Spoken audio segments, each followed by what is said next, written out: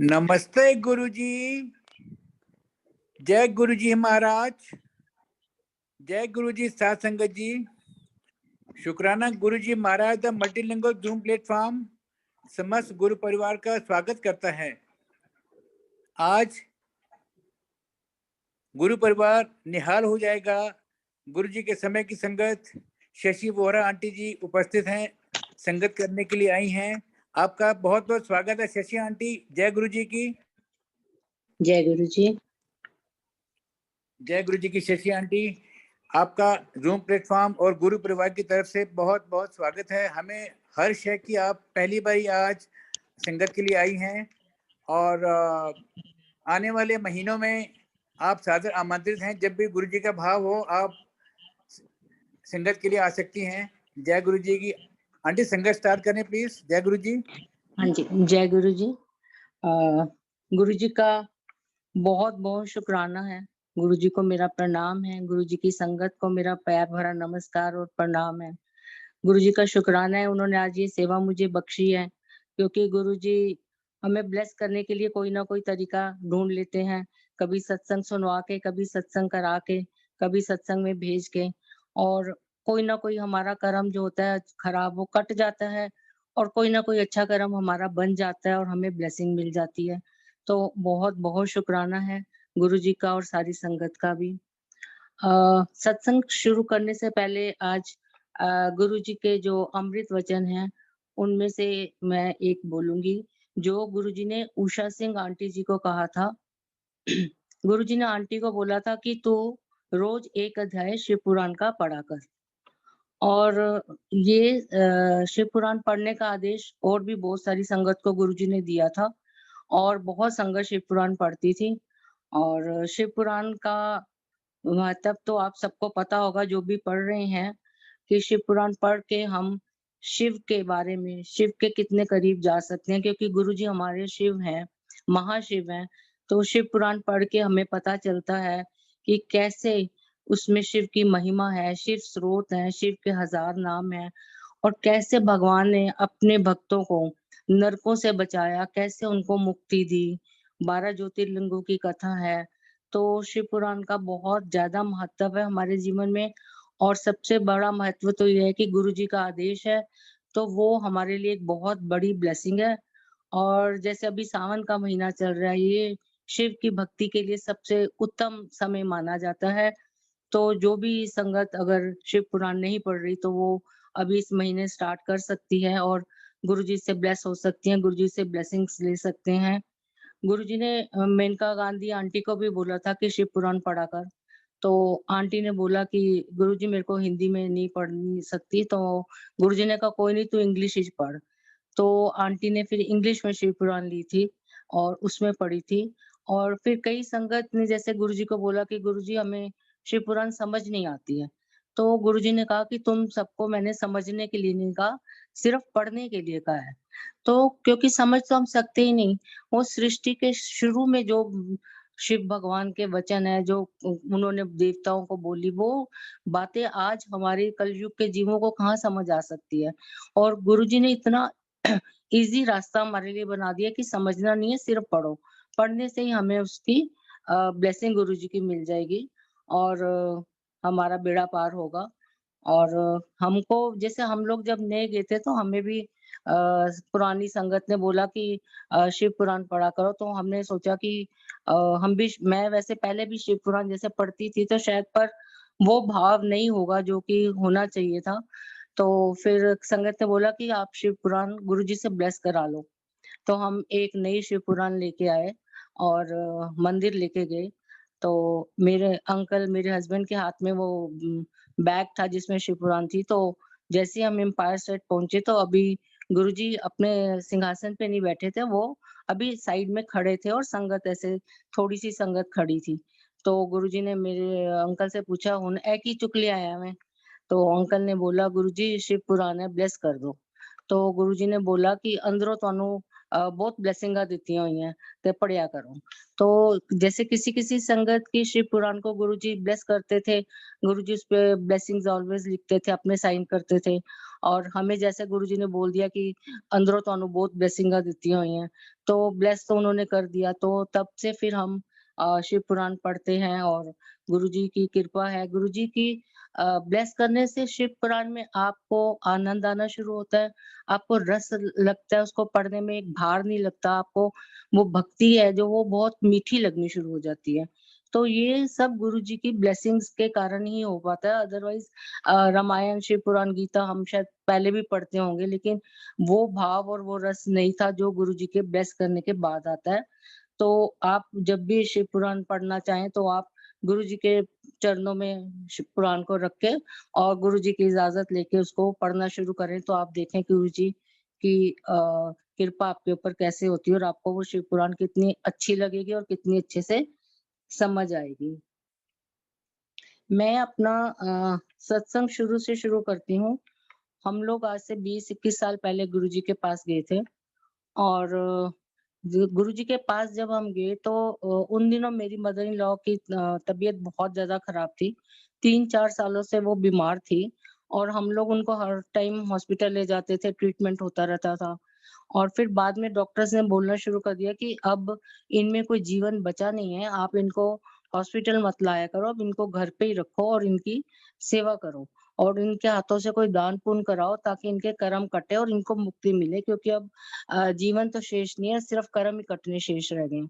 और जबकि डॉक्टर्स ऐसी बातें बोलते नहीं है और जब डॉक्टर्स ने ये जवाब दे दिया तो फिर हमने घर में पूजा-वूजा करके दान-वान किया, लेकिन कुछ भी ऐसा नहीं हो रहा था और वो बहुत ज़्यादा तकलीफ में थी और उनको देख के हम भी बहुत तकलीफ में होते थे, पूरा घर हमारा तकलीफ में था।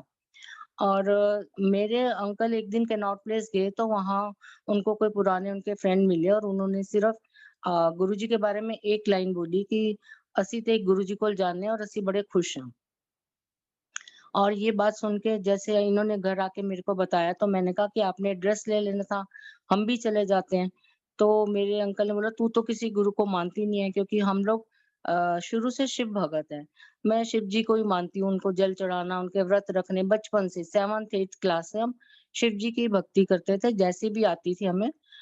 लेकिन हम करते शिव जी की थी। तो मैंने कहा नहीं, मेरा मन कर रहा है कि हम देख के आएँ वो कौन से गुरुजी हैं तो हम भी जाएँ। वो हमारा मन नहीं था, वो गुरुजी का बुलावा था, उनका हमारे ऊपर एक बहुत बड़ा तरस था, बहुत बड़ी उनकी कृपा थी जो उन्होंने हमें बुलाने के लिए ये सारा किया। और हम लोग एड्रेस लेके अगले दिन एम्पायर स्टेट चले गए और जैसे पहले दिन हम गए तो वो समय तो शब्दों में बयान शायद किया ही नहीं जा सकता। गुरुजी का ऑरा, गुरुजी का रूप, गुरुजी की डिवाइन फ्रेग्रेंस, वहाँ की संगत, वो सब बयान के बाहर है। वो ऐसा मुझे लगा कि जैसे कुछ कोई मैजिक चल रहा है और हम किसी और दुनिया में आ गए, ये दिल्ली में जगह हो ही नहीं सकती। और हम लोगों को सेवादारों ने गुरुजी के पास आगे-आगे बिठाया और हम गुरुजी को देखते थे और गुरुजी जब हमें देखते थे तो हम जैसे नज़र नहीं मिला पा रहे थे, नज़रें झुका लेते थे।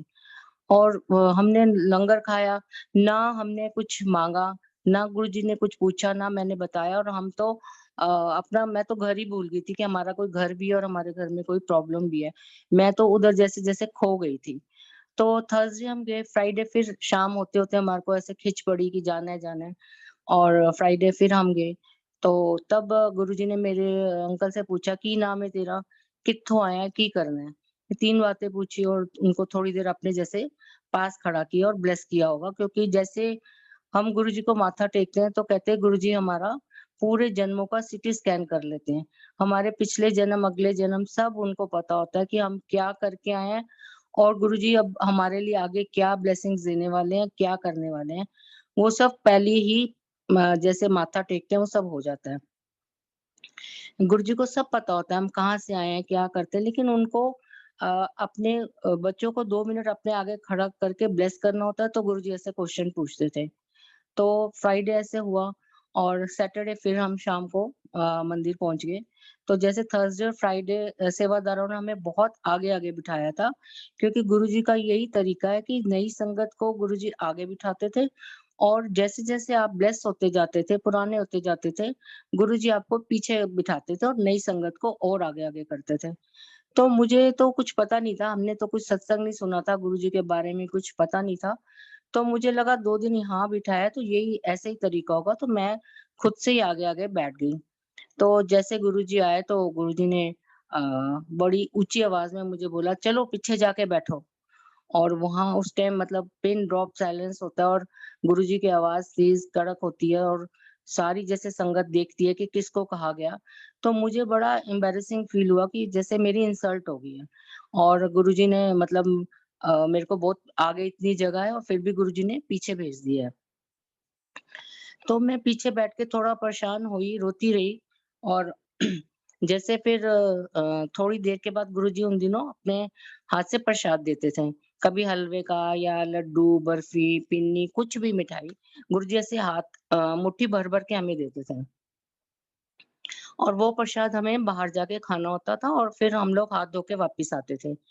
तो जब हम वो प्रसाद लेके बाहर गए, हम प्रसाद खा रहे थे, तो मेरे को पुरानी किसी संगत की आंटी ने बोला कि आप क्यों रो रहे हो? आप क्यों परेशान हो रहे हो? आज तो आपको गुरुजी ने आपको नहीं डाँटा, आपके बुरे समय को डाँटा है, आपके बुरे कर्मों को डाँटा है और गुरुजी ने आपके बुरे समय को पीछे कर दिया। तो आज तो आपका बहुत बड़ा कोई कल्याण होगा क्योंकि गुरुजी की डाँट में तो सबसे बड़ा आशीर्वाद होता है, सबसे बड़ी ब्लेसिंग्स होती हैं। तो आज आप बिल्कुल परेशान ना हो और आप देखना आके हमें 2 दिन बाद सत्संग सुनाओगे कि गुरुजी ने आपको क्या ब्लेस किया। और वो आंटी के समझाने से मैं थोड़ा मेरा मन ठीक हो गया और हम लोग फिर लंगर खा के घर आ गए। और जब घर आए तो जैसे मेरी मदर इन लॉ थोड़ी बेचैन सी थी तो मैंने उनका हाथ पकड़ा और मैंने गुरुजी का ही नाम लिया। जैसे वहाँ पर मंदिर में तब ओम नमः शिवाय बोर्ड पे ऐसे लिखा होता था गुरुजी के दरबार में। मंत्र जाप तब नहीं होता था, सिर्फ ओम नमः शिवाय था। तो मैंने वही ओम नमः शिवाय का पाठ किया और गुरुजी का नाम लेते-लेते पाठ करते-करते वो मम्मी को उसी रात मुक्ति मिली। ना हमने गुरुजी से उनके लिए कुछ माँगा, ना गुरुजी ने हमसे पूछा, ना कुछ बताया। तो बिन बोलियाँ सब कुछ जानता। गुरुजी कहते थे अगर तुम आके मेरे को अपनी प्रॉब्लम ही बताओगे तो मैं पग रब कादा। तो मतलब रब को तो सब पता होता है ना, किसी महापुरुष को शायद आधी बातें ना पता हो लेकिन रब को तो सब पता है। गुरुजी साक्षात महाशिव थे, उनको सब पता था। गुरुजी ने हमारी अ, जो भी प्रॉब्लम थी वो 2-3 दिन में ही हमारे को जैसे वहाँ से निकाला। उसके बाद तो फिर हमने कभी पीछे मुड़ के नहीं देखा और हमने रेगुलर गुरुजी के पास जाना शुरू कर दिया। पहले तो हम चारों दिन जाते थे, थर्सडे, फ्राइडे, सैटरडे, संडे और फिर 1-2 साल के बाद गुरुजी ने बोला कि 4 दिन नहीं आना, हफ्ते 2 दिन आया करो। और फिर थोड़े टाइम के बाद बोला कि हफ्ते 'ਚ 1 बार आया करो। और जब गुरुजी ने चोला छोड़ा उससे 2-3 महीने पहले गुरुजी का हुक्म आया था संगत को, पुरानी सब संगत को कि 15 दिन में 1 बार आना। तो तब फिर हम 15 दिन में 1 बार जाते थे। तो वो हमारा जो टाइम था वो धीरे-धीरे गुरुजी को पता था हमें कितना ब्लेस करना है और कितने समय में करना है, तो वो महाराज का अपना एक तरीका होता है किसी को बुलाने का। किसी-किसी संगत का तो गुरुजी डे फिक्स करते थे कि खाली सैटरडे ही आना है या खाली थर्सडे आना है, तो हमारा ऐसे डे फिक्स नहीं किया था, तो हम चारों दिनों में से किसी दिन भी हम जा सकते थे। अ, जब हम गुरुजी के पास जाना शुरू हुआ तो मेरी 2 बेटियाँ हैं, दोनों तब छोटी थी, बड़ी तो थोड़ी ट ट कॉलेज पहुँच गई थी और छोटी अभी बहुत छोटी थी, तो अ, मेरे को एक आंटी ने बोला कि गुरुजी ने बोला मेरे लिए कि "एनू ना मैं सेवा लंगर सेवा ਦਾਂਗਾ।" पर हले नहीं, हले ਇਹਦੇ बच्चे छोटे ने, जद ਇਹਦੇ बच्चे ਵੱਡੇ हो जाएँगे ਤਾਂ। तो उन दिनों लंगर सेवा बहुत ज़्यादा वो थी कि कोई भी जा ही नहीं सकता था बैक साइड पे, किचन की साइड पे। तो मैं तो बड़ी हैरान हुई कि हम तो नई संगत है और हमें लंगर सेवा मिलेगी। पर वो आंटी ने बोला कि गुरुजी ने बोला अभी नहीं, अजे ਇਹਦੇ बच्चे छोटे ने, जब बच्चे ਵੱਡੇ हो जाएँगे ਤਾਂ। तो वो जैसे 1-2 महीने बीत गए, साल बीत गया तो वो बात आई गई होगी और मैं भूल गई। लेकिन गुरुजी के वचन जो होते हैं वो पत्थर पे लकीर होते हैं। वो मिटा नहीं कोई सकता और गुरुजी कोई भी बात ऐसे नहीं कहते थे। उसका कोई मीनिंग होता था, उसका आने वाले टाइम में कुछ आपको ब्लेसिंग्स मिलनी होती थी। तो ये सब होना और मतलब मैं भूल गई ये सब और हम तो जैसे रेगुलर मंदिर जाते रहे। मुझे कोई दूसरी सेवा एक मिल गई वो हम करते रहे। फिर गुरुजी ने चोला छोड़ा तो जैसे मंदिर में समाधि बनी और मेरे को और एक आंटी को हमें समाधि सेवा मिली। तो एवरी सैटरडे हम लोग समाधि की सफाई वगैरह करने के लिए जाते थे। उन आंटी का बेटा 12th में था, मेरी बेटी 12th में थी, छोटी वाली। वो लोग बोर्ड की अपना एग्ज़ाम की तैयारियाँ कर रहे थे और हम लोग एवरी सैटरडे मंदिर आते थे। तो एक सैटरडे हम लोग सेवा करने आए हुए थे और उसके बाद मंडे या ट्यूसडे मेरी बेटी का लास्ट बोर्ड का एग्ज़ाम था। तो उस सैटरडे जब हम सेवा करके 4-5 बज गए होंगे, तो किसी ने मेरे को बैक साइड से किसी लंगर वाली आंटी ने बोला कि आप लोगों की सेवा हो गई, आप फ्री हो तो आप प्लीज़ पीछे आके हमारी हेल्प करा दो, आज थोड़े हमारे सेवादार कम है किचन में। तो मैं तो बड़ी खुश हो गई, मैंने जल्दी से अपना हाथ धोए और किचन में बिना कुछ सोचे, बिना किसी से पूछे जाके सेवा शुरू कर दी। तो जो आंटी उन दिनों सेवा देखती थी, तो उन्होंने बोला कि ऐसे आप कैसे अंदर आ गए किचन में? गुरुजी के हुक्म के बिना कोई आ नहीं सकता। आपका नाम नहीं है सेवा में, आप कैसे आ गए? तो मैंने उनको बोला कि मेरे को इन आंटी ने बोला तो मैं आ गई, पर अगर आप कहते हो तो मैं बाहर चली जाती हूँ। तो आंटी ने बोला, "हाँ, ऐसे नहीं आप आ सकते। जब गुरुजी चाहेंगे आप तब आना।" और इस समय भी मैं इस बात को भूल चुकी थी कि मेरे को गुरुजी ने लंगर सेवा दी हुई है और मतलब मेरे दिमाग में बिल्कुल नहीं था उस टाइम। और 2-3 मिनट के बाद भी आंटी बाहर आती है और उन्होंने मेरे से पूछा कि आप कब से आ रहे हो, रेगुलर हो, कौन-कौन सी सेवा करते हो, सेवा में रेगुलर हो, सब पूछा। फिर उन्होंने जैसे गुरुजी ने उनको कोई प्रेरणा दी और उन्होंने मेरे को 2 लड्डू दिए और बोला कि आंटी ये लो मीठा मुँह करके आओ और हाथ धो के आज से आपकी लंगर सेवा शुरू। सोचो जो सेवा महाराज ने इतने साल पहले ब्लेस की थी, वो गुरुजी ने मेरा जैसे मीठा मुँह करके स्वागत करके वो सेवा मुझे बख्शी और उस सेवा में इतना रस डाला कि ऐसा लगता था कि सैटरडे को जैसे घर वापस जाते थे तो अगले सैटरडे की वेट होती थी कि हाय सैटरडे कब आएगा और कब हम मंदिर जाके सेवा करेंगे। इतना प्यार, इतना सेवा में गुरुजी ने वो डाला हुआ था कि कुछ कहने की हद नहीं। क्योंकि वो हमने माँग के नहीं ली थी, वो गुरुजी ने खुद दी थी। जो चीज़ गुरुजी खुद देते थे ना, वो आपके लिए बहुत बड़ी एक ब्लेसिंग होती थी। पता नहीं मेरी लाइफ में कितने कष्ट आने थे और क्या-क्या ब्लेसिंग्स गुरुजी ने मुझे उस सेवा के थ्रू देनी थी। तो वो गुरुजी अपने हर एक इंडिविजुअल के हिसाब से उसको सेवा या उसको सत्संग या उसको जो भी गुरुजी ने बख्शना होता था, गुरुजी देते थे।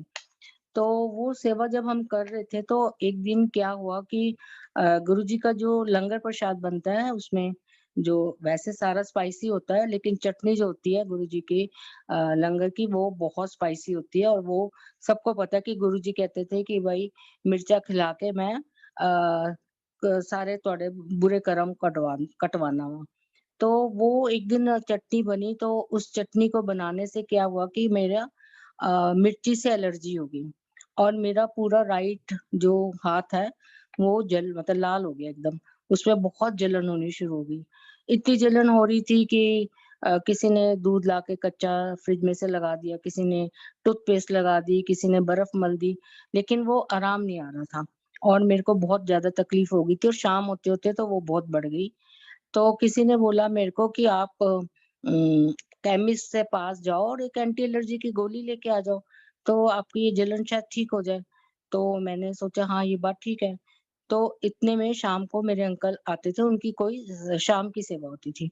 तो उनको जब पता चला कि ऐसे-ऐसे मेरे को प्रॉब्लम हो रही है, तो उन्होंने कहा कि ऐसा करते हैं दवाई खा के घर चले जाते हैं, तेरी तबीयत ठीक नहीं है। तो मैंने कहा नहीं अब सुबह से मैं मंदिर में हूँ, लंगर खाए बिना तो जाऊँगी नहीं, हम दवाई खा के वापस मंदिर आ जाते हैं। तो मैंने केमिस्ट से एक एंटी एलर्जी की टैबलेट ले ली और एक उसने कोई ट्यूब लगा दी कि आप लगा लो और मैं मंदिर वापस आई, हमने लंगर खाया और मेरे को उससे काफ़ी आराम आ गया और मैं बच्चों के साथ घर आ गई। लेकिन अंकल जो थे उनकी सेवा थी तो वो रात को बहुत लेट आए।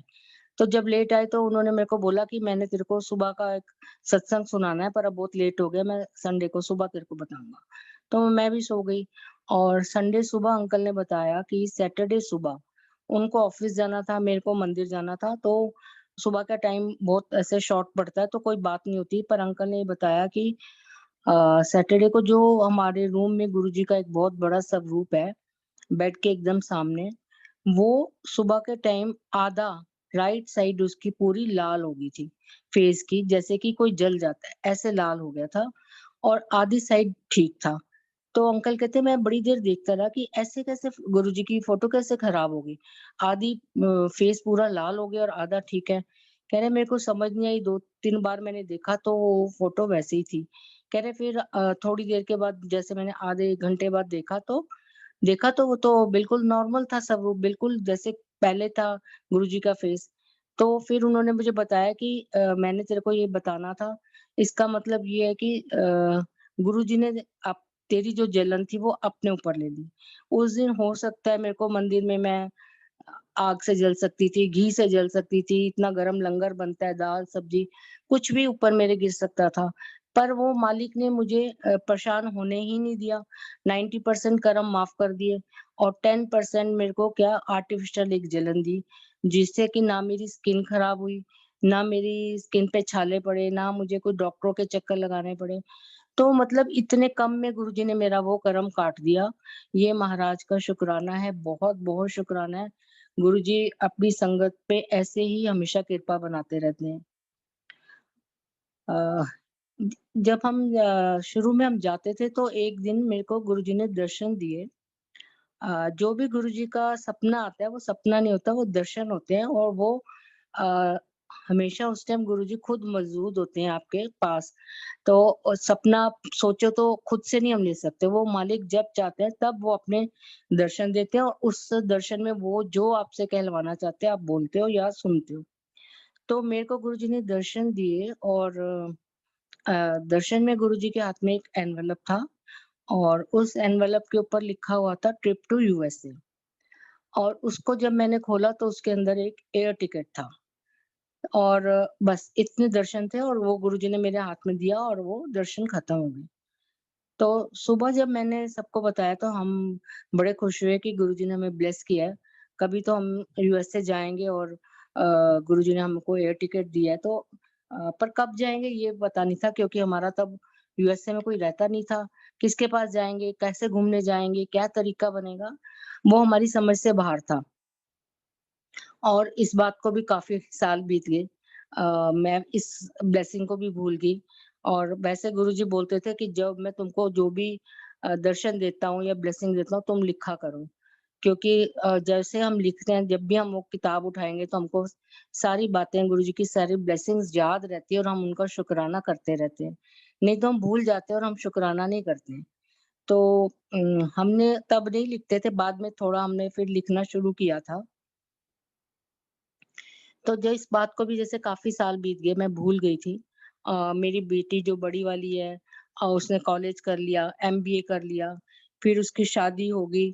शादी के बाद उसका बेटा हो गया 2-3 साल का। उसके बाद गुरुजी ने ऐसी कृपा करी कि उसके मेरे सन इन लॉ का ऑफ़िस का कोई प्रोजेक्ट था शिकागो का और उनको ऑफ़िस की तरफ से शिकागो भेजा। तो जब वो लोग शिकागो गए तो तब मेरी बेटी ने बोला कि मम्मी आप आओ यूएसए, आपको तो गुरुजी ने ब्लेस किया हुआ है, आपको तो टिकट दी हुई है।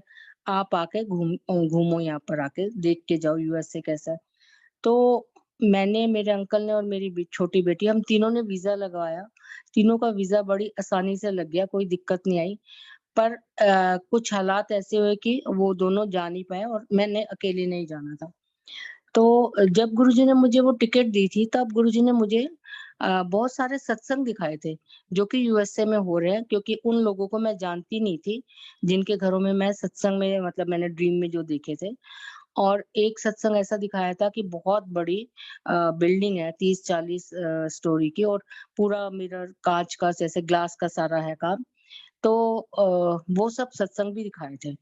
तो जब मैं शिकागो गई अपनी बेटी के पास तो वहाँ पर भी बहुत गुरुजी की संगत है, बहुत प्यारी संगत है, बहुत गुरुजी से वो प्यार करते हैं। तो उन लोगों ने जैसे हमें सत्संग में बुलाया कि भाई आप आओ और सत्संग करो। तो जब भी मैं सत्संग में जाती तो मुझे लगता कि ये जगह तो मैंने देखी हुई है, ये तो गुरुजी ने दिखाया हुआ है। ऐसे गुरुजी ने बहुत सत्संग में भेजा, बहुत संगत से मिलाया। और एक सत्संग ऐसा रह गया कि वो मैंने सोचा गुरुजी ने दिखाया और वो नहीं हुआ, जो कि बहुत हाई राइज़ वाली बिल्डिंग दिखाई थी गुरुजी ने। और वो भी आने से 2-3 दिन पहले किसी संगत के घर में सुबह अर्ली मॉर्निंग 9 बजे के करीब सत्संग था, उन्होंने हमें इनवाइट किया और जब मैंने पहुँच के उनके घर की तरफ माथा टेकने बाद चारों तरफ ऐसे घर को देखा तो मैं हैरान रह गई कि ये वही घर है जो गुरुजी ने मुझे दर्शन में दिखाया था। यानी कि हमारे जब हम गुरुजी के पास आ जाते हैं, उनके ऊपर अपना सब कुछ छोड़ देते हैं, फुल सरेंडर कर देते हैं, तो हमारी ज़िंदगी में कुछ भी अचानक नहीं होता। वो जो सब होता है वो गुरुजी की ब्लेसिंग से होता है। और हर चीज़ जो ज़रूरी नहीं कि हम जो चाह रहे हैं वही ब्लेसिंग गुरुजी हमें दें। गुरुजी हमें वो देते हैं जो हमारे लिए ज़रूरी है। इच्छाओं की तो कोई कमी मतलब अंत ही नहीं है। हम मतलब कितना भी माँग सकते हैं, कितना भी सोच सकते हैं, लेकिन जो हमारे लिए ज़रूरी है सबसे पहले जैसे गुरुजी आपकी लाइफ ब्लेस करते हैं, फिर गुरुजी हेल्थ देते हैं, फिर वेल्थ पैसा तो बाद में देते हैं। लेकिन हम लोग क्या है हम उल्टा चलते हैं। हम पहले पैसा, कार और घर, नौकरी, बच्चे, शादियाँ माँगते हैं, फिर हेल्थ माँगते हैं और फिर लाइफ माँगते हैं। पर ये सब चीज़ें लेके हम क्या करेंगे अगर हमने बचना ही नहीं है। तो ये गुरुजी को पता था कि गुरुजी ने मुझे ब्लेस करने के लिए शायद उस जगह पे मेरे लिए ब्लेसिंग रखी हुई थी। क्योंकि आपको गुरुजी उस जगह पे पहुँचा देते हैं जहाँ से आपने ब्लेस होना है। चाहे वो सत्संग सुनने के लिए भेज दें, चाहे सत्संग करने के लिए भेज दें, चाहे लंगर खाने के लिए भेज दें। क्योंकि वो जगह नहीं आपके पास चल के आएगी, आपको गुरुजी भेजते हैं। किसी-किसी को गुरुजी कहते थे जाओ बाहर जाओ, तो कई कष्ट ऐसे थे जो गुरुजी कहते थे जा ना मैं पानी च कट सकना वा ना धरती ते, तो मैं हवाई च कटांगा। तो उन संगत के जो कष्ट हैं वो हवा में दूर करते थे। तो ये गुरुजी का अपना बहुत एक अलग तरीका है सबको ब्लेस करने का जो कोई भी कभी समझ नहीं सकता। हम बस उतना ही समझ सकते हैं जितना कि हमें गुरुजी दिखाते हैं या हमारे साथ जो होता है या हम किसी संगत का सत्संग सुनते हैं। लेकिन गुरुजी की तो लीला अपरंपार है, उनको तो कोई पहचान ही नहीं सकता। जब मैं गुरुजी के पास जा रही थी तो उन दिनों क्या हुआ कि मेरा बीच में कुछ टाइम ऐसा आया कि मेरा पेट थोड़ा अपसेट रहना शुरू हो गया। कुछ भी मैं जैसे खाती थी तो मेरे को वॉशरूम जाना पड़ता था और मैंने डॉक्टर्स को दिखाया तो कुछ भी डायग्नोज़ नहीं हुआ। मैंने 2-3 डॉक्टर बदले, गाइनो को दिखाया, लेकिन मेरा कुछ भी ऐसा रिपोर्ट्स खराब नहीं आई। पर मेरी प्रॉब्लम थोड़ी चल रही थी, पर ऐसी प्रॉब्लम थी कि मैं मंदिर भी जा रही थी, सेवा भी कर रही थी, घर में भी थी, लेकिन फिर भी पूरी ठीक नहीं थी। एक प्रॉब्लम मेरे को हर टाइम रहता था कि कुछ खाऊँगी तो मेरे को वॉशरूम जाना है। तो मंदिर से एक आंटी का मुझे बार-बार फ़ोन आता था कि आंटी आपकी तबीयत ख़राब है, आप प्लीज़ डॉक्टर बदल लो, प्लीज़ चेकअप करा लो। तो मैंने उसको बोला कि ये बात तो मैंने किसी को बताई नहीं थी कि मेरा ऐसे पेट ख़राब रहता है, ऐसे कौन बताएगा कि किसी को कि भई मेरा पेट ठीक नहीं है। तो मैंने कहा आप क्यों बार-बार मेरे को कहते हो कि तबीयत ठीक नहीं है, चेकअप करा लें। तो वो आंटी बोलती जब भी मैं मंदिर जाती हूँ, मंडे को वो जाती थी, तो कहती थी मैं माथा टेकती हूँ गुरुजी को, बड़े मंदिर जाती हूँ तो मेरे कानों में एक ही आवाज़ आती है गुरुजी कहंदे ने "ਹੋਰ आंटी ਨੂੰ ਕਹਿ ਘਬਰਾ ਨਾ ਮੈਂ ਉਹਦੀ तबीयत खराब है पर ਉਹਨੂੰ ਕਹਿ ਘਬਰਾ ਨਾ मैं ਉਹਨੂੰ ठीक कर दूँगा।" तो फिर उसने बोला कि मेरे को आपकी बहुत खराब हालत गुरुजी दिखा रहे हैं, तो आप चेकअप सारा कराओ। मैंने उसके कहने से फिर से डॉक्टर्स को दिखाया, सब करा पर मेरी सारी रिपोर्ट्स ठीक थी क्योंकि गुरुजी तो ब्लेस गुरुजी कर रहे थे, ठीक गुरुजी कर रहे थे तो रिपोर्ट्स तो उन्होंने खराब आने ही नहीं देनी थी। तो मेरा ये सब चल रहा था उसके बीच में एक दिन क्या हुआ कि सुबह अर्ली मॉर्निंग मेरे को गुरुजी ने दर्शन दिए। उसमें गुरुजी जैसे लेटे हुए हैं और मैं गुरुजी के पैर दबा रही हूँ, उनकी सेवा कर रही हूँ। और गुरुजी ने मुझे उस दिन से कोई 8-10 दिन बाद की एक डेट बताई और गुरुजी ने मुझे बोला कि आंटी इस दिन ना तू इत्थों चली जा। और मैं कह रही हूँ गुरुजी मैं कहाँ चली जाऊँ? और मुझे इतना समझ आ रहा है कि गुरुजी मुझे इस दुनिया से जाने के लिए कह रहे हैं। और मैं रोते-रोते गुरुजी की सेवा कर रही हूँ और कह रही हूँ गुरुजी प्लीज़ मुझे बचा लो। मेरी 2 बेटी हैं, मैंने उनकी शादी करनी है, अगर मेरे को कुछ हो गया तो उनको कौन देखेगा? और मतलब मैं इतने रिक्वेस्ट कर रही हूँ पर गुरुजी ने आगे से मेरे को कुछ रिस्पॉन्स नहीं देते कि हाँ, मैं ठीक कर दूँगा या नहीं, कुछ कुछ नहीं बोला और वो मेरा ड्रीम खत्म हो जाता है। और मैं सुबह बहुत ज़्यादा परेशान हो जाती हूँ क्योंकि अगर किसी को भी आप एक डेट दे दो 8-10 दिन के बाद कि तूने मरना है, तो आप सोच सकते हो कि उसकी क्या हालत होगी। मैं बहुत घबराई तो मेरे बच्चों ने बोला कि गुरुजी ने आपको एक डेट दी है मम्मी, आपको वो कोई ईयर तो नहीं बताया ना? ये वाली डेट तो हर साल आएगी। हो सकता है कितने सालों के बाद आपने इस दिन जाना हो। आप ऐसे परेशान हो रहे हो, गुरुजी आपको कुछ नहीं होने देंगे। गुरुजी आप पे इतनी कृपा करते हैं तो आप बिल्कुल भी घबराओ नहीं। फिर मैंने अपनी सिस्टर को फ़ोन किया, वो भी गुरुजी की संगत है। तो उसने भी बोला कि गुरुजी बहुत कर्म ऐसे हैं जो हमारे सपनों में ही काट देते हैं। वो जो होना होता है हमारी लाइफ में वो ड्रीम में कट जाता है और वो सच में होता ही नहीं है। तो गुरुजी ने तुझे शायद ब्लेस किया है, तेरी लाइफ ब्लेस करी होगी और गुरुजी आगे तुझे सब बता भी देंगे, तू घबरा मत। और फिर 1 घंटे के बाद फिर से मेरे जीजा जी का फ़ोन आता है। उन्होंने बताया कि जैसे वो गुरुजी का ध्यान कर रहे थे तो गुरुजी ने उनको बोला कि देख ਅੱਜ ਤੇਰੀ ਸਾਲੀ ਨੂੰ ਮੈਂ ਕਿੰਨਾ ਘਬਰਾ ਦਿੱਤਾ ਹੈ। ਵੈਸੇ ਤੇ ਕਹਿੰਦੀ ਰਹਿੰਦੀ ਹੈ ਇੱਥੇ ਵੀ ਤੁਹਾਡੇ ਕੋਲ, ਉੱਥੇ ਵੀ ਤੁਹਾਡੇ ਕੋਲ ਤੇ ਅੱਜ ਕਿੰਨੀ घबरा गई है। और ये बात मैं हमेशा गुरुजी को दिन में 100 बार या कितनी बार भी गुरुजी के आगे से निकलती थी, मैं यही बोलती थी और मैं पंजाबी में मन में बोलती थी कि गुरुजी मन्नू कादा फिकर, मैं ਇੱਥੇ ਵੀ ਤੁਹਾਡੇ ਕੋਲ ਹਾਂ, ਉੱਥੇ ਵੀ ਤੁਹਾਡੇ ਕੋਲ ਹਾਂ। और ये बात तो मेरे बच्चों को भी नहीं पता, मेरे अंकल को भी नहीं पता कि मैं गुरुजी से ये बात बोलती हूँ कि गुरुजी मैं इधर भी आपके पास हूँ, उधर भी आपके पास हूँ, मैं क्यों डरूँ?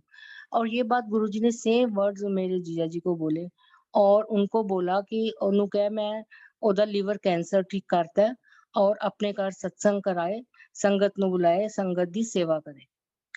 तो हमने अपने घर में सत्संग रखा, गुरुजी की कृपा से बहुत संगत आई, बहुत पूरा घर भर गया संगत से।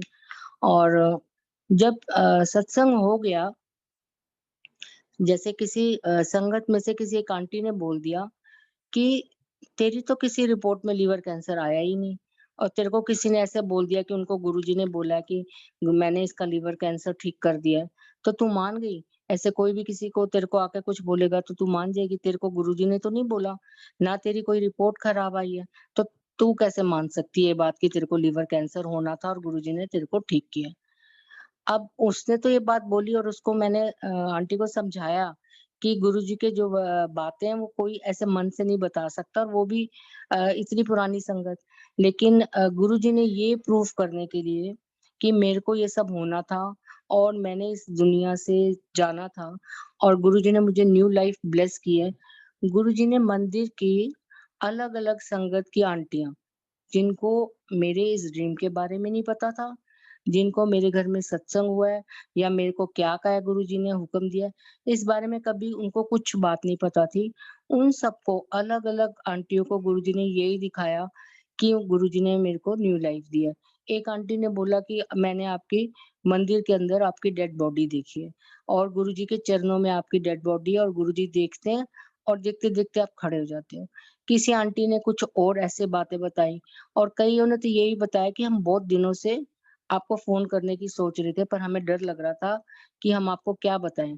तो मैं उनको हँस के बोलती थी कि अगर मेरे मरने से रिलेटेड कोई बात है तो आप बता सकते हो क्योंकि गुरुजी ने मुझे फिर मैं उनको सत्संग बताती थी कि गुरुजी ने मुझे बचा लिया और न्यू लाइफ़ दी है। तो वो भी यही बताती थी कि गुरुजी ने आपको न्यू लाइफ़ दी है और उनको दिखाया है। उसके बाद गुरुजी ने मेरे अंकल को एक दिन दर्शन दिए। उस दर्शन में क्या था कि एक गुफ़ा जैसा कमरा था बहुत पुराना, उसमें मैं, अंकल बैठे हैं और गुरुजी अपने सिंहासन पे बैठे हैं और उसके जैसे पुरानी हवेलियों के रोशनदान नहीं होते थे ऊँचे-ऊँचे वैसे, वो जगह है और उन रोशनदानों में से 4 बहुत भयंकर यमदूत झाँक रहे हैं। जो कि मुझे लेने आए हैं, पर वो अंदर नहीं आ पा रहे क्योंकि गुरुजी बैठे हैं। और वो इतने भयानक हैं कि मेरे अंकल कहते हैं मैं उनको भगाने जाता हूँ तो वो अंकल को भी जैसे खींच रहे हैं।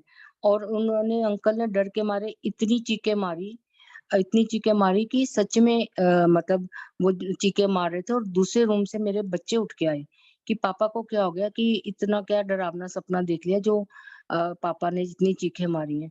तो अंकल पसीने से भीगे हुए थे और उन्होंने बताया कि ऐसे-ऐसे मैंने यमदूत देखे हैं और उन्होंने बताया कि गुरुजी ने जब उन यमदूतों के ऊपर ऐसे देखा और गुरुजी की आँखों से एक लाइट जैसे निकलती है और उनके ऊपर जाती है और वो भाग जाते हैं। तो गुरुजी ने मतलब अलग-अलग तरीकों से सबको यही बताया कि भई मुझे कैंसर होना था और मेरी बहुत खराब हालत होनी थी और मैंने मरना था और गुरुजी ने मुझे नई ज़िंदगी दी, नई न्यू लाइफ़ दी है। गुरुजी का बहुत-बहुत शुक्राना है गुरुजी। ये जो जीवन है, ये अब आपके लिए ही है। आपका गुणगान करूँ, आपका सत्संग सुनूँ, आपकी सेवा करूँ, बस यही मेरी अब ज़िंदगी है। और इस सब के लिए तो मुझे गुरुजी की कृपा बहुत ज़्यादा चाहिए, क्योंकि वो ब्लेस करेंगे, वो हमें कृपा हम पे करेंगे, तभी हम ये सब कर सकते हैं। नहीं तो हमारे बस में ये सब करने का है नहीं है। और एक और सत्संग है कि जब हम नए-नए गए थे तो वहाँ पर तब बहुत कम ऐसा होता था कि फ़ोटो गुरुजी की स्वरूप बहुत कम बँटते थे। तो वो छोटे-छोटे एक मिलते थे जो गुरुजी के जैसे बैच टाइप होता था, वो सब लोग अपने अंकल आंटियाँ अपने कपड़ों में लगा के आते थे, मंदिर जब आते थे और जैसे घर जाते थे तो उतार देते थे। पर फ़ोटोएँ बहुत कम मिलती थी। तो एक दिन क्या हुआ कि एक गुरुजी के बहुत अच्छे बड़े-बड़े स्वरूप आए हुए थे और गुरुजी ने एक सेवादार को दिए थे, वो बाँट रहे थे।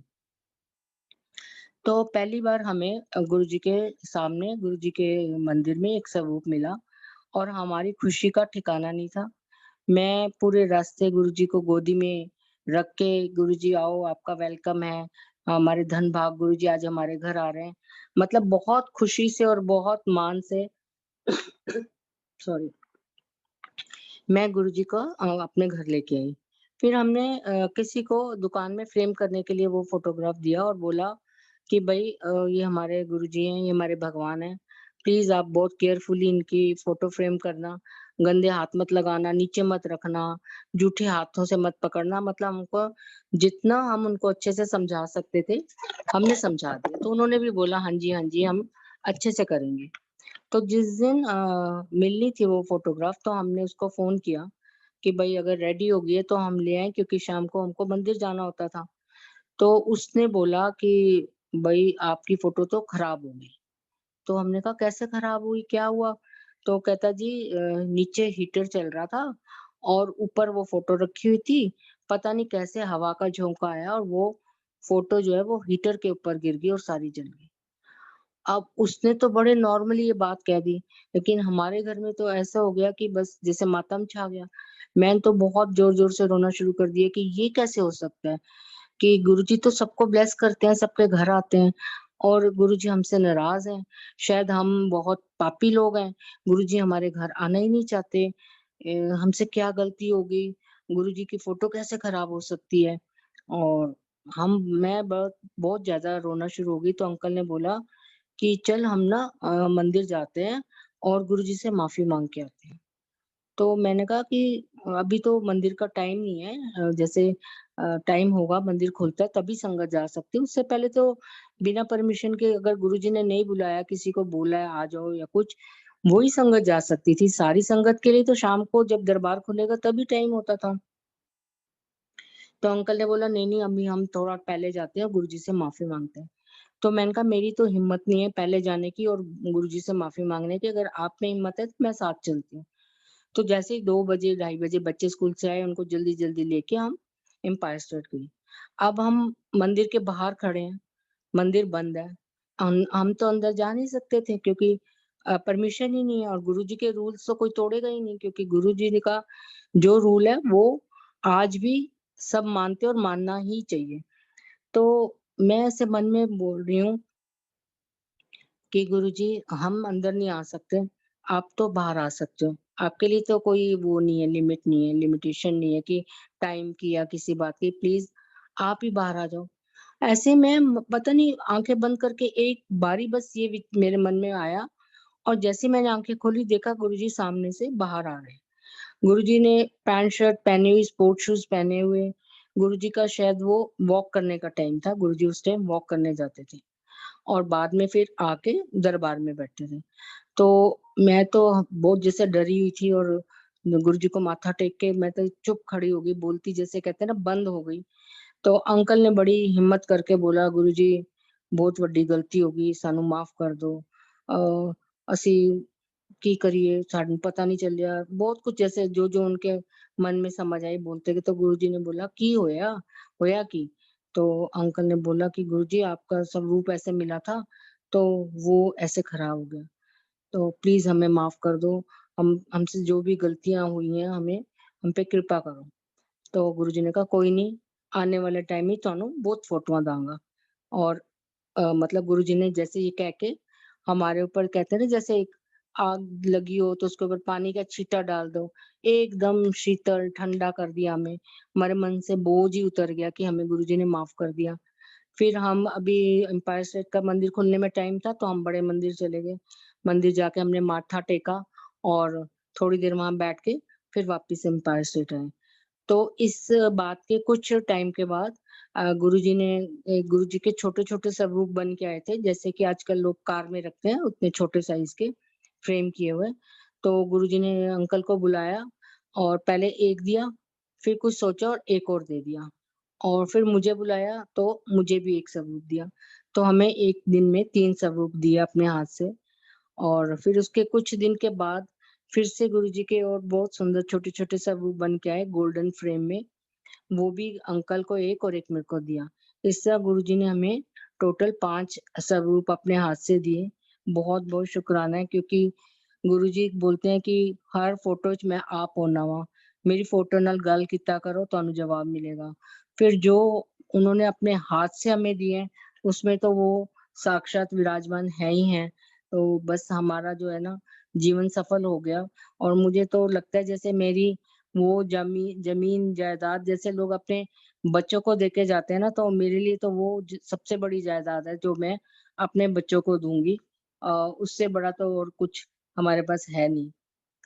जब हम जाते थे तो गुरुजी ने मेरे अंकल को बोला था कि कल्ला ना आया कर, बसां भर के, गड्डियां भर के, ट्रक भर के संगत दे लाया कर।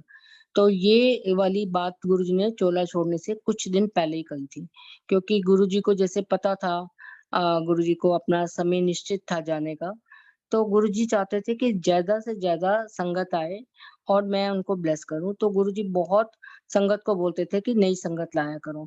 इवन जब नई संगत आप लेके जाते थे, तो उस दिन आपका वो फ्री डे होता था। मतलब अगर आपका दिन नहीं है तब भी आप जा सकते थे क्योंकि आप नई संगत को लेके आए हो।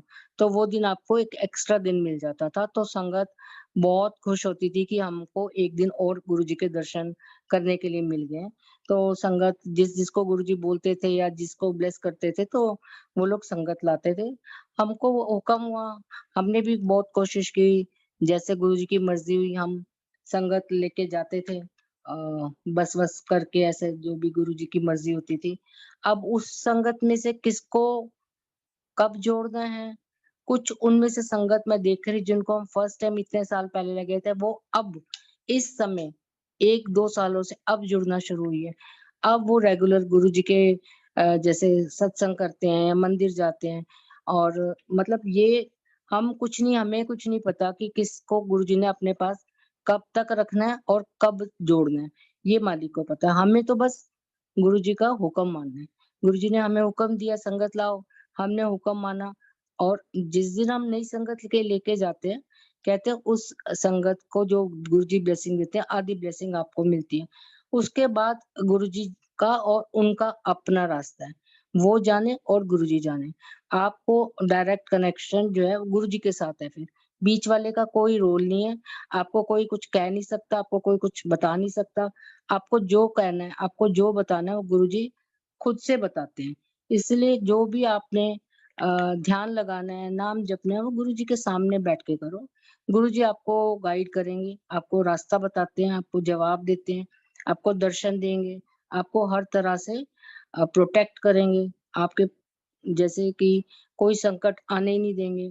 अब सबके अपने कर्म है, कुछ प्रॉब्लम्स जो होती है वो हमें छू के ही निकल जाती है, पर कुछ-कुछ को हमें सहना पड़ता है। गुरुजी कहते थे कि ਮੇਰੇ ਸਾਹਮਣੇ ਕਰਮ ਕੱਟ लो, नहीं तो फिर ਵੱਡੇ ਹੋ ਜਾਣਗੇ ਤੇ ਤੁਹਾਡੇ ਕੋਲੋਂ ਕੱਟਣੇ ਵੀ मुश्किल हो जाएँगे।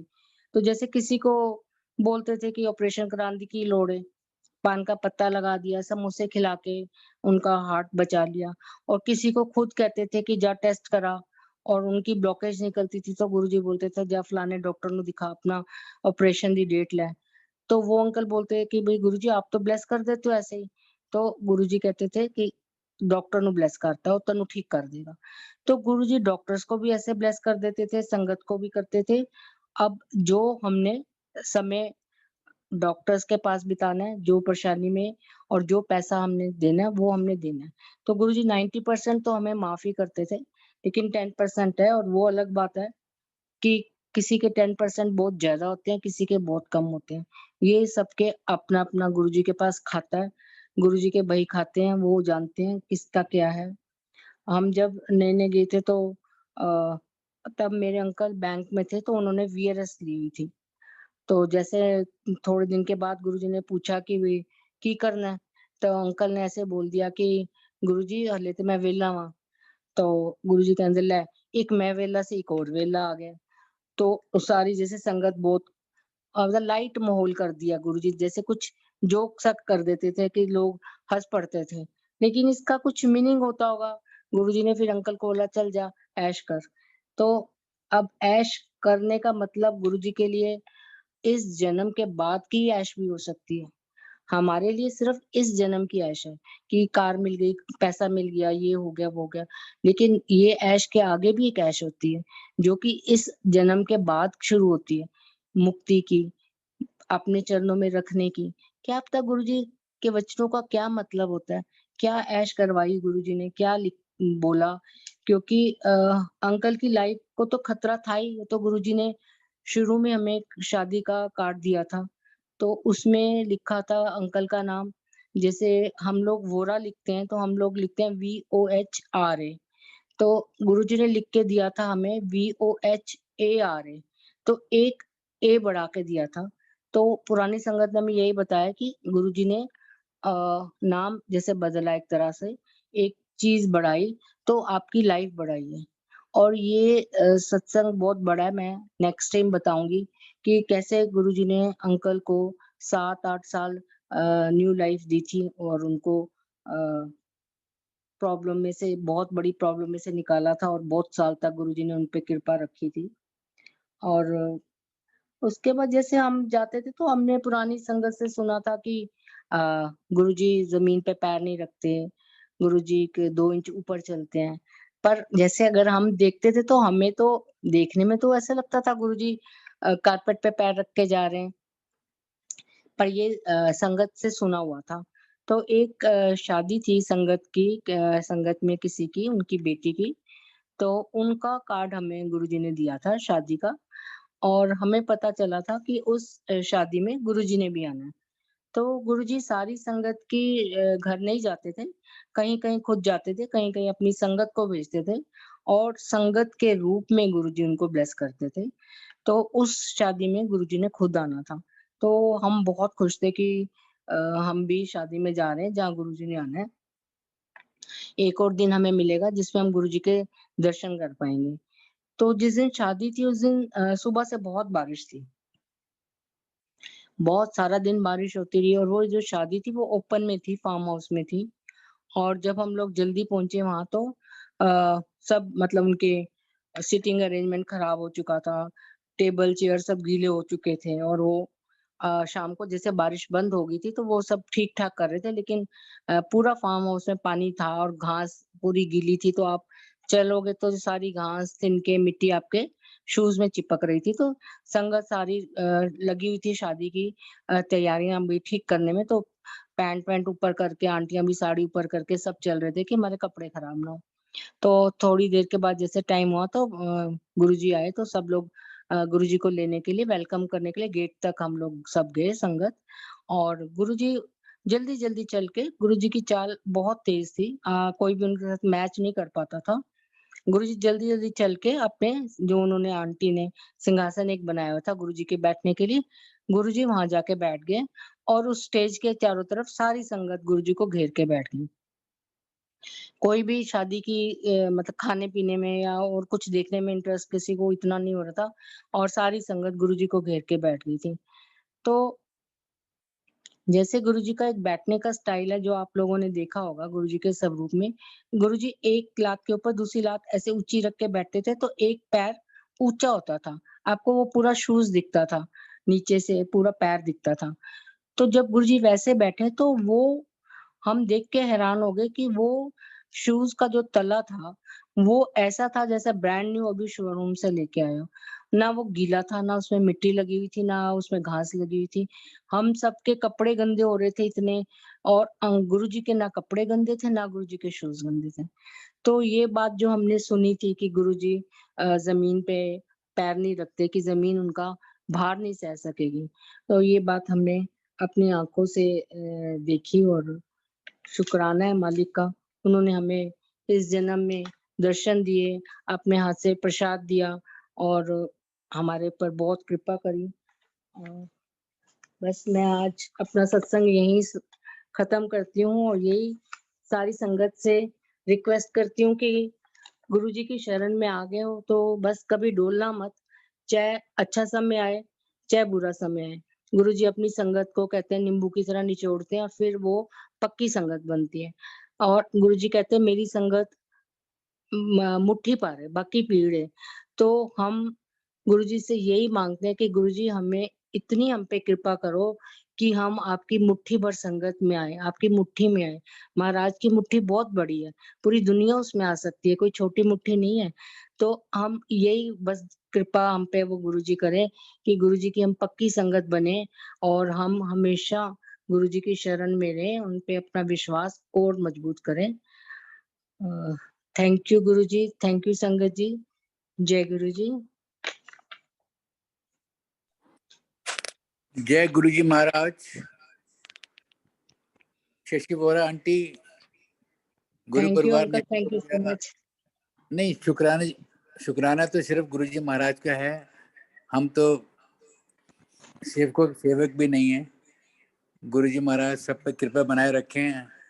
शशि आंटी, हाँ कितना जी। अच्छा लगा जब आप लोग एम्पायर स्टेट के बाहर खड़े हुए थे और आप मन में कह रहे थे कि सोच रहे थे कि गुरु जी महाराज के पास कैसे जाएं। अभी गुरु जी तो अभी अपने आप तो आ नहीं सकते, है ना। वो गुरु हाँ साक्षात जी, गुरु जी महाराज आपको मिल गए। जो उनका बिल्कुल। मॉर्निंग, जो उनका वॉक का टाइम था, कितना अच्छा लगा सच्ची। धन्य है आप बहुत लोग, बहुत धन्य है आप बहुत लोग। मेहर है मालिक, मालिक की मेहर है बहुत अंकल, बहुत मेहर है। बस आप सबसे बात हो जाती है, लगता है कि गुरु जी महाराज के दर्शन हो गए हैं। हाँ जी बहुत अच्छा। अंकल। और बाकी जो सत्संग पेंडिंग है आंटी, वो गुरु परिवार की तरफ से आपसे आग्रह है कि जल्दी ही हम लोग बात करेंगे, और जैसी गुरु जी की आज्ञा होगी तो प्लीज अपना टाइम स्पेयर करना वो सत्संग सुनाने हाँ, के लिए। हाँ जी, ज़रूर अंकल, ज़रूर, क्योंकि मैं भी लालची हूँ, मुझे भी ब्लेसिंग चाहिए गुरुजी की। तो सेम वर्ड मेरे हैं, सेम वर्ड। मैं हर संगत को, जब भी मैं गुरु जी के टाइम की संगत से बात करता हूँ ना, मैं यही वर्ड यूज करता हूँ कि मैं बड़ा भूखा हुआ, मैं वो लालची हाँ हुआ। जी। सच्ची, सच्ची बता रहा हूँ, सच्ची। पर इतना तो हमको मतलब ब्लेसिंग तो जितनी मिल जाए उतनी कम है। मैं तो बिल्कुल, बहुत हमें तो लालची चाहिए हूँ। थे। हाँ मैंने जी तो बड़ी अंकल। से बड़ी अपनी जो नौकरियां थी सब छोड़ दी, सब ये, और इस तरफ लालच में आ गया कि मेरे को ब्लेसिंग ही चाहिए, है ना। यही तो बिल्कुल, हमारी नियामत बिल्कुल है, अंकल, यही तो बिल्कुल नियामत है। अंकल, बिल्कुल। जय गुरु जी आंटी, गुरु परिवार की तरफ से एक बार आपका बहुत बहुत धन्यवाद समय निकालने के लिए। मैं होस्ट से थैंक रिक्वेस्ट करूंगा, गुरु जी महाराज से आज्ञा दिलवाएंगे प्लीज।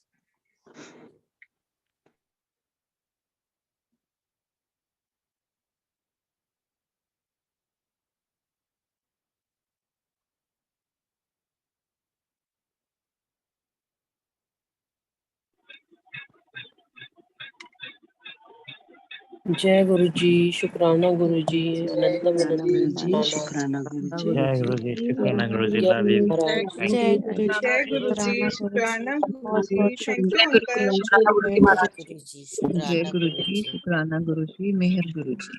जय गुरु पापा, शुक्राना जय गुरु गुरु जी, पापा, शुक्राना लवी गुरु गुरु जी, जी, जय गुरु जी, सर्वत्र अनंतम गुरु अनंत पापा। शुक्राना जय गुरु गुरु जी जी। महाराज, सदगुरु अनंतम अनंत सुरेश शुक्राना गुरु वास्तव जी। नाम था।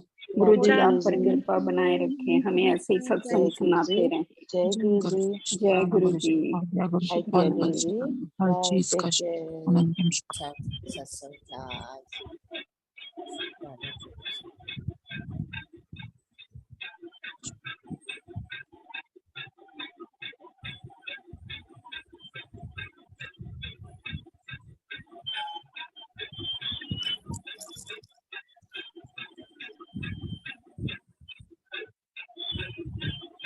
जय गुरु जी, शुक्राना गुरु जी, आज्ञा गुरु जी।